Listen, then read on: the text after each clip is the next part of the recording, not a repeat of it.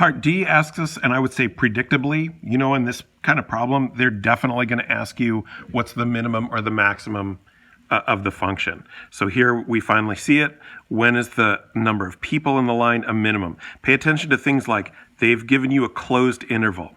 And we want to know the number of people. Another thing to watch out for is, did they ask you for the time when it's a minimum, or did they ask you the minimum number of whatever there are? So the minimum number of people, so that means we want the function value, not just a value of t.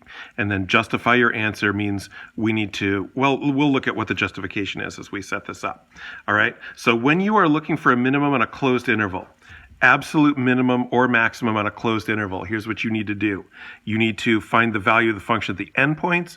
You need to find the value of the function at the critical points, and you need to make a table of values. So in terms of your justification, you need to justify your critical points.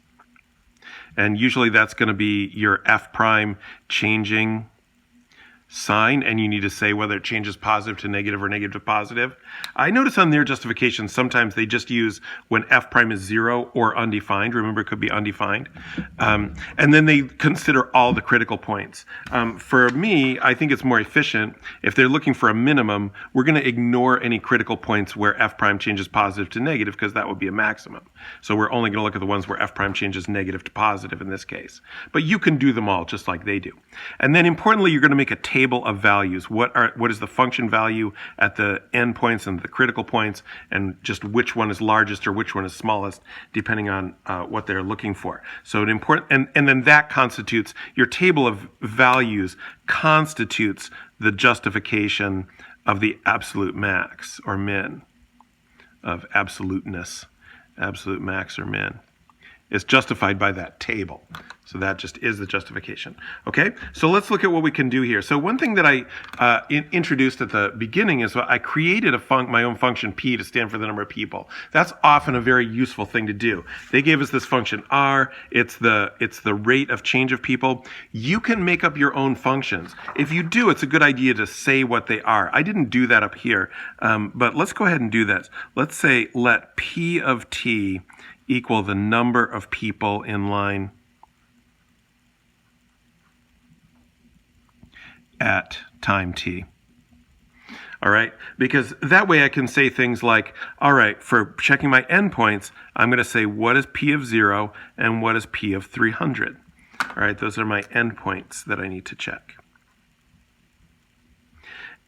And it just gives me a nice way to write that. So, and we know both of those things. We know that there were 20 people in line at time t equals 0, so p of 0 equals 20. And we figured out in a previous part that at time t equals 300, there were 80 people in line. And that's very typical in these questions, that you're going to use results from previous parts in order to answer your subsequent parts. So that's equal to 80. And by the way, if I got this wrong, and I got the second part wrong as a result of my wrong answer from here, they allow you to import incorrect values. So if I have an incorrect value that's like marginally incorrect, and I answer the question correctly based on what I had, I can still get full points for part D, even though I lost points for part B. So we've talked about that before. Even though I might miss parts back here and I need those results up here, they'll take that into account as long as what you use isn't something totally outrageous.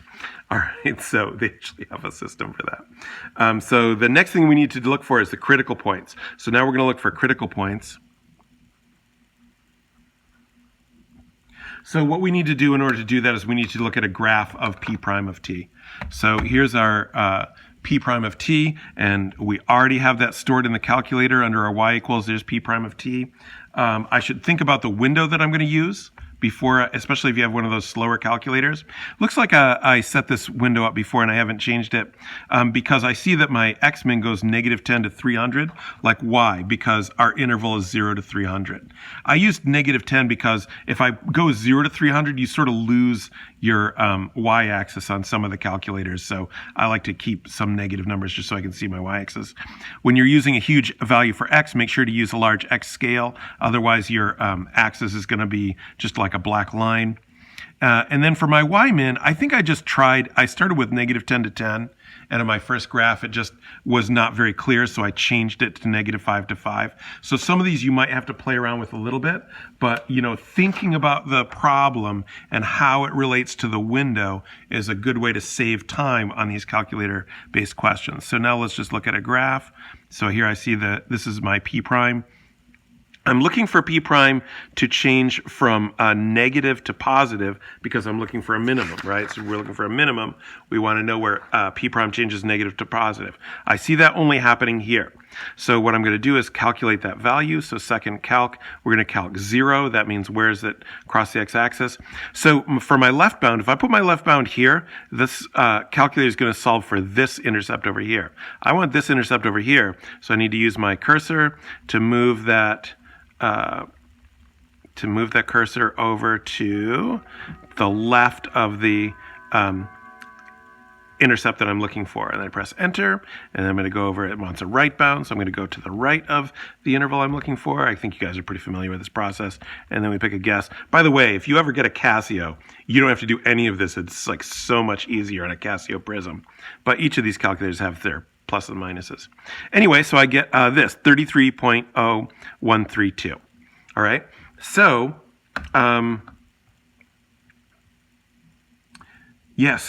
the critical point is at t equals 33.013, and I might want to just make a note of that, is a critical point because P prime changes negative to positive there. So now I've got my justification in for what for why I'm testing this critical point. But I still need to know what the value of it is so that I know whether I have a max or min. So I need to know what P of 33.013 is. All right, and I don't have any way to know that except by using that it is P of 0. P of 0 plus the integral from 0 to 33.013. Sometimes, by the way, they'll just give a variable like t1 or something there of our function P prime of t.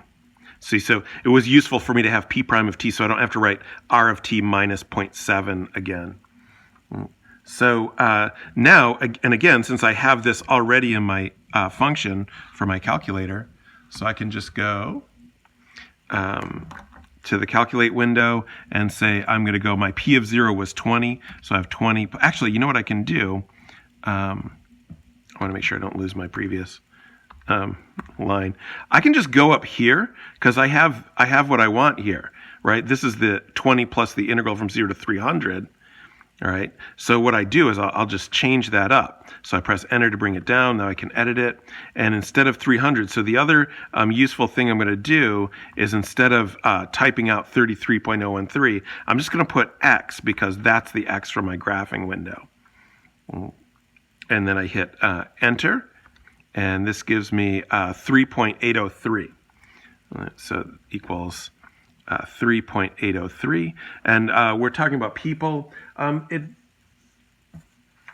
does say to the nearest whole number, which makes sense. We're not going to have 0.803 of a person in line, so we're going to say that approximately equals 4. All right, so now here's our table of values.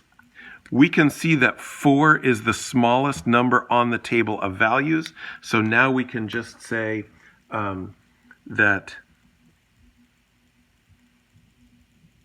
Yeah, actually, I was looking at the question there for a minute because it actually does say at what time, which I almost missed. So we need the time and we need the number of people. We need both of those because they're both in the question. You have to really look for stuff like that. Like, what is the question really asking you for? So we're going to say at time t equals 33.013 seconds. There are 4 people in line, and this is the minimum number of people between t equals 0 and t equals 300. So you might, I worded it a little awkwardly here, but I got everything in. You might find a more efficient way to word that. But the thing is to hit the key things. I gave a time. I said there were 4. I said it's the minimum. I said it is between the times t equals 0 and t equals 300. So we need all that. My justifications again, I have a critical justification here. P prime changes negative to positive for my critical point, and then just my table of values is the other part of the justification. So that is my full response to question D.